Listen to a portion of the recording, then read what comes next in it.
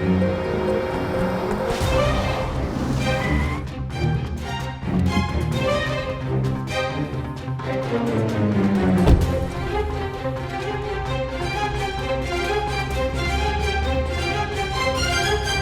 लगे थे वो तुम्हें? बोल क्या रहे थे वो? अरे बोलो ना यार। कितने सारे सवाल, कुछ नहीं। नेता है, नेता जैसी बातें करेंगे ना, वही पुरानी बातें, सिद्धांत और संस्कार की बातें। अरे तुम जानती नहीं हो उन्हें, उनकी जय राम जी की में भी उनको कोई ना कोई मतलब छुपा होता है। बचपन से देखता है उन्हें, बेफजूल किसी से नहीं मिलते, और जिस काम के लिए मिलते उसे पूरे किए बिना सांस नहीं लेते वो। अरे बहुत ढीठ है वो। इस बुलंदगंज में अकेले पार्टी खड़ी की उन्होंने। इस शहर में उनकी ना दोस्ती अच्छी ना दुश्मनी। और जिन सिद्धांतों की तुम बात कर रही हो ना, तुम दोनों वहां बहुत अलग हो। तुम उत्तर सोचते हो, वो दक्षिण सोचते हैं। मुझे कुछ ठीक नहीं लग रहा है, इसलिए बेहतर होगा कि तुम उनसे दूर ही रहो प्लीज। हमारी पार्टी और तुम्हारे विचार कभी नहीं मिल सकते, और जो पार्टी के विचारों के खिलाफ जाता है उसकी हालत देखी है मैंने। तो दोबारा ऐसी गलती मत करना कि किसी की भी गाड़ी में जाके बैठ जाओ। बच्ची नहीं हूं मैं जो इन लोगों को समझ नहीं पाऊंगी। आपको मेरे लिए परेशान होने की जरूरत नहीं है। मैं अपने आप को बहुत अच्छे से संभाल सकती हूँ, आज तक संभाला है और इससे आगे भी संभालूंगी। आप परेशान मत हुई, और किससे क्या कैसे बात करनी है मैं जानती हूँ। और आप क्या रक्षा करोगे मेरी? आप तो उन्हीं में से एक हो। तुम्हारी समस्या क्या है? तुम्हारे भले की बात करो तब भी तुम काटने को दौड़ती हो यार। तुम्हारे भले की बात कर रहा हूं मैं, एक दोस्त की तरह, और एक दोस्त दूसरे दोस्त के लिए परेशान तो होगा ही ना। इसलिए तुम चाहो या ना चाहो, तुम्हारा ये दोस्त तुम्हारी सुरक्षा के लिए हमेशा खड़ा रहेगा। Really? आप रक्षा करोगे मेरी? आप? क्यों? क्योंकि आप मर्द हो और मैं औरत हूँ, इसलिए सोच लिया, फैसला कर लिया कि आप मेरी रक्षा करोगे। तो मर्दों की यही सोच होती है ना कि औरत है, एक मर्द के बिना क्या कर सकती है? एक मर्द ही तो है जो उसकी रक्षा कर सकता है। आपकी ये सोच जो है ना, वही औरत को कमजोर दिखाती है। एक बात समझ लीजिए संजय, मैं एक औरत हूं लेकिन कमजोर नहीं हूं, और आज तक मेरी खुद की रक्षा करने के लिए मुझे कभी किसी मर्द की जरूरत नहीं पड़ी, और इससे आगे भी नहीं पड़ेगी। और आपकी इसी सोच को बदलने के लिए मैं अकेली चली गई थी उनकी गाड़ी में। आप तो औरत को समझते ही नहीं हो। आ जाते हैं रक्षा करने के लिए।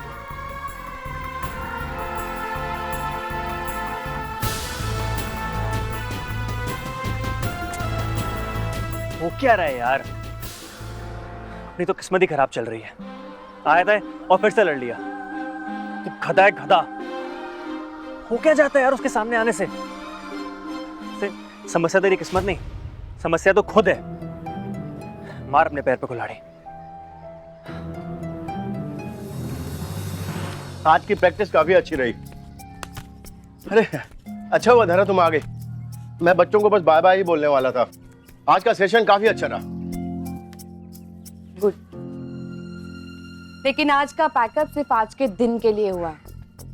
आज जो कुछ भी सीखा है उसका पैकअप नहीं हुआ है। वो अपने दिमाग में बिठा लो, और वो कल की प्रैक्टिस में दिखना चाहिए। ओके? एक बात हमेशा याद रखना, एक अच्छा क्रिकेटर बनने के लिए सबसे पहले तुम लोगों को अच्छा फील्डर बनना पड़ेगा। क्या बनना पड़ेगा? फील्डर। अच्छा फील्डर। करेक्ट। तो हम दम लगा के प्रैक्टिस करेंगे, बहुत मेहनत करेंगे। जो कमजोर है उसे अच्छी प्रैक्टिस देंगे।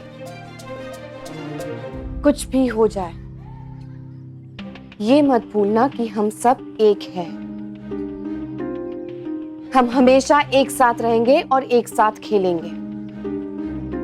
ओके? जी मैडम, हम सब एक साथ रहेंगे। शाबाश।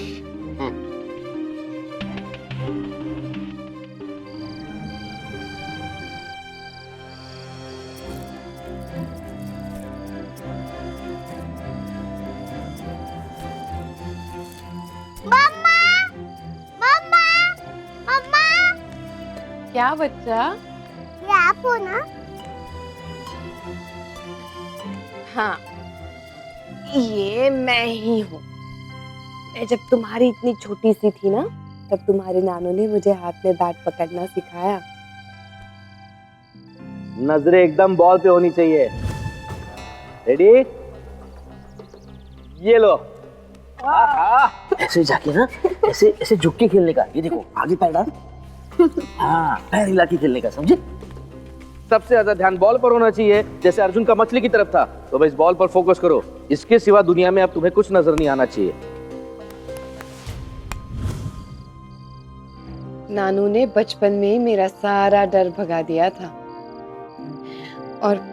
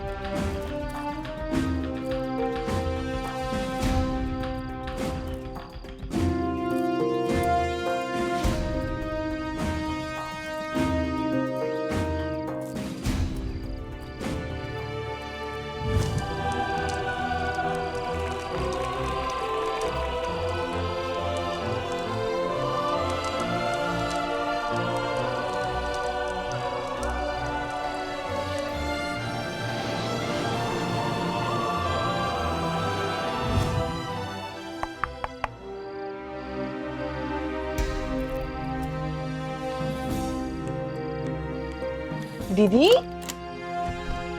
आइए आइए ना।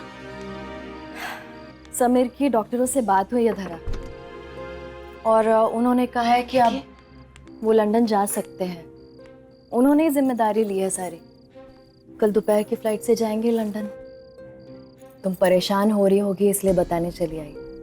अब तुम बिल्कुल निश्चिंत होकर सो जाना, बिल्कुल चिंता करने की जरूरत नहीं है। डोंट वरी, मेरी तो रॉय सर से ही बात हो गई। अच्छा, हाँ, लेकिन बुलंदगंज और क्रिकेट टूर्नामेंट को छोड़ के और कुछ कहने के लिए तैयार ही नहीं थे। रॉय सर भी ना कमाल करते हैं ना धरा। यही कमाल है ना जो उन्हें बिल्कुल अलग बनाता है, बहुत स्पेशल बनाता है। उनकी हिम्मत देखकर ऐसा लगता है कि बड़े से बड़ी चीज भी ना बहुत छोटी सी और आसान है। उनका हौसला देखकर तो सच में उनकी तरह जीने का मन करता है ना? वैसे आज का दिन कैसा था? मैं ना दिन भर घर के कामों में लगी रही, पता ही नहीं चला टाइम कैसे निकल गया। बताओ ना, स्कूल, बच्चे कैसा चल रहा है? एकदम बढ़िया चल रहा है। और आज का दिन काफी मजेदार रहा। मजेदार? क्या हुआ? स्वयं भानु प्रताप सिंह हमारे सामने पधारे आज। भानु प्रताप सिंह भाई जी आए थे तुमसे मिलने? और तुम ये सब कुछ इतनी शांति से कैसे कह रही हो? क्या हुआ धरा? एकदम फिल्मी सीन था दीदी।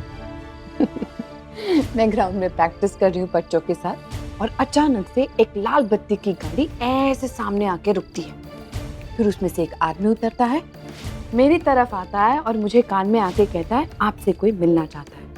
मैंने कहा, भाई चलो देखते हैं मुझसे कौन मिलने आया है। मैं गाड़ी की तरफ गई, तो जब मैं पहुंची फिर धीरे से शीशा नीचे गया और अंदर बैठे थे भानु प्रताप सिंह। ऐसे चश्मा निकाल कर मुझे बोला, आइए बैठिए, आपसे कुछ बात करनी है। फिर क्या, मैं उनके साथ चली गई। उन्हें जो कहना था उन्होंने कहा, जो मुझे कहना था मैंने कह दिया, बस कहानी खत्म। धरा, कुछ तो कहा होगा ना उन्होंने। उनका ऐसे मिलने आना तुम्हें, शायद उनकी कोई चाल हो सकती है, वरना उस जैसा आदमी तुमसे मिलने आना, उसकी बात सुनना और फिर अनसुनी कर देना, दोनों ही बहुत जोखिम भरा है। आदमी अच्छा नहीं है वो। कुछ नहीं हुआ। आप तो संजय से भी ज्यादा परेशान हो रही है। आपको फिक्र करने की कोई जरूरत नहीं। संजय प्रताप सिंह ने बीड़ा उठाया मेरी सुरक्षा का। अब मेरी सारी जिम्मेदारी उनके मजबूत कंधों पर है और उन्होंने मुझे साफ साफ कह दिया है कि तुम चाहो या ना चाहो, तुम्हें पसंद हो या ना हो, मैं तुम्हारी रक्षा करूंगा। तो अब मेरे पास बॉडीगार्ड है। संजय प्रताप सिंह तुम्हारा बॉडीगार्ड? हाँ, बहुत अच्छी बात है। अच्छी नहीं, हंसने वाली बात है दीदी। मेरे बॉडीगार्ड बन रहे हैं। मेरी तमन्ना। स्टार प्लस के ऐसे ही और बेहतरीन लम्हे देखने के लिए सब्सक्राइब करें हमारे YouTube चैनल को।